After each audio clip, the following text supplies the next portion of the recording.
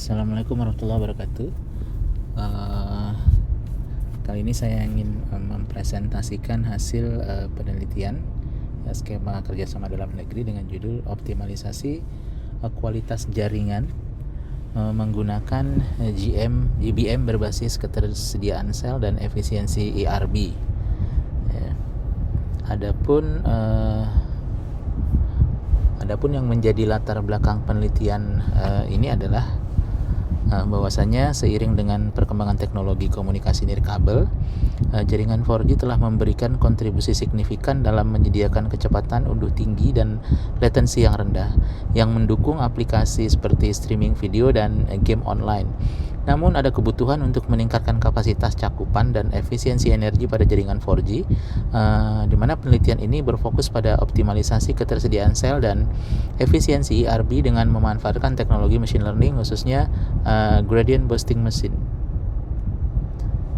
Oke, terkait dengan rumusan masalah, ya. Rumusan masalah dari penelitian ini melibatkan evaluasi efektivitas GBM dalam meningkatkan ketersediaan sel dan efisiensi ERB, terutama dalam menghadapi tantangan variabilitas lalu lintas dan dinamika jaringan.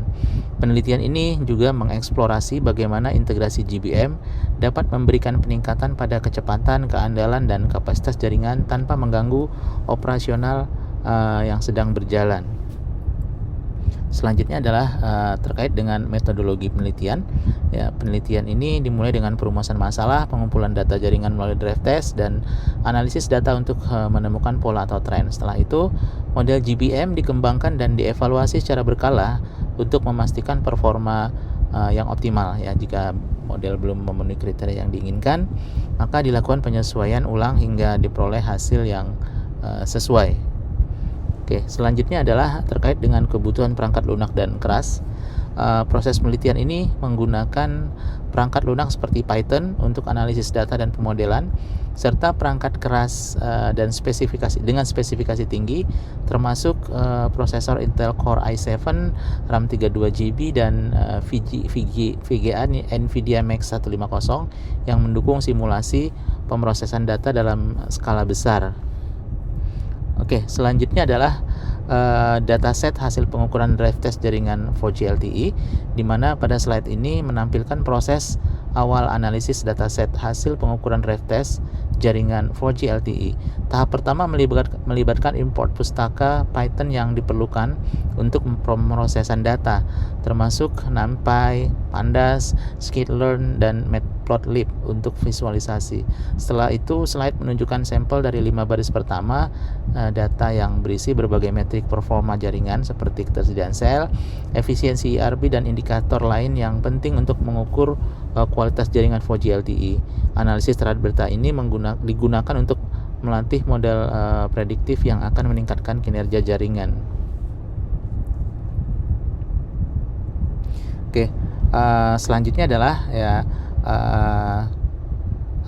slide ini menunjukkan proses pemeriksaan tipe data dari dataset yang digunakan dalam penelitian.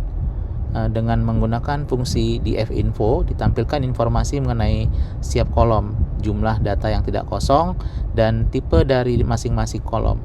Informasi ini penting untuk memastikan bahwa data yang digunakan dalam pemodelan sesuai dan tidak ada data yang hilang atau salah format.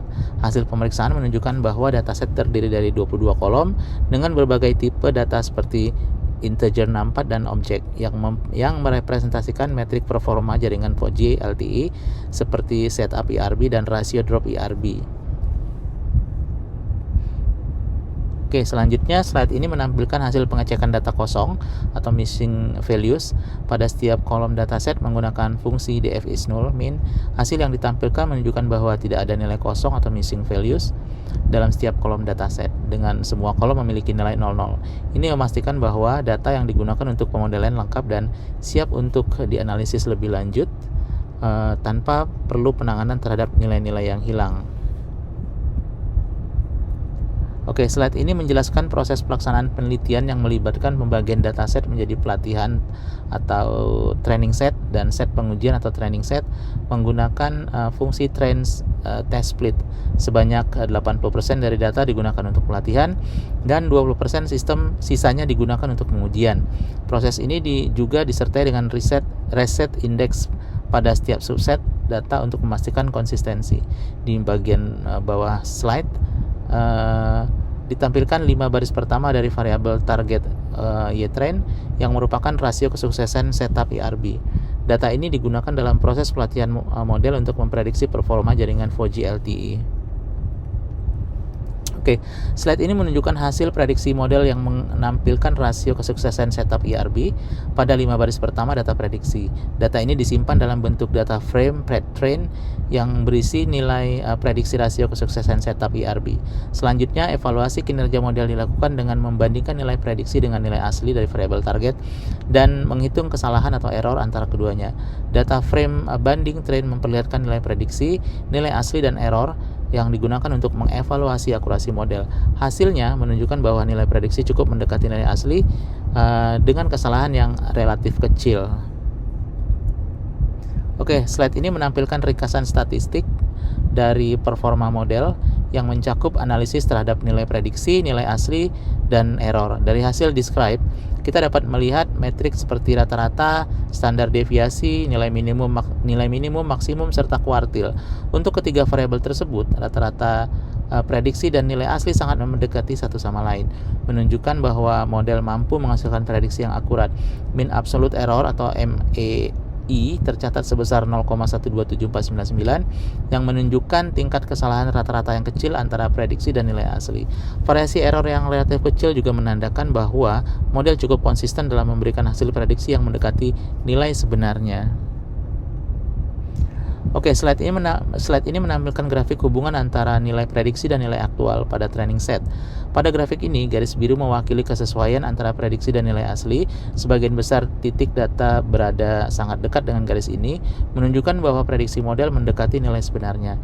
Meskipun demikian, terdapat beberapa outlier yang sedikit menyimpang dari garis, yang menunjukkan adanya perbedaan kecil antara prediksi dan nilai asli. Secara keseluruhan, grafik ini mengindikasikan bahwa model memiliki kinerja prediksi yang baik dan konsisten. Oke, slide ini menampilkan evaluasi kinerja model pada data uji dengan memperlihatkan perbandingan antara nilai prediksi, nilai asli, dan kesalahan atau error untuk setiap observasi. Dari evaluasi ini, kita dapat melihat bahwa sebagian besar prediksi sangat mendekati nilai asli dengan error yang relatif kecil, seperti yang terlihat dari 5 baris pertama. Evaluasi ini menunjukkan bahwa model yang digunakan untuk memberikan performa yang baik pada data uji dengan kesalahan prediksi yang berada dalam batas yang dapat diterima.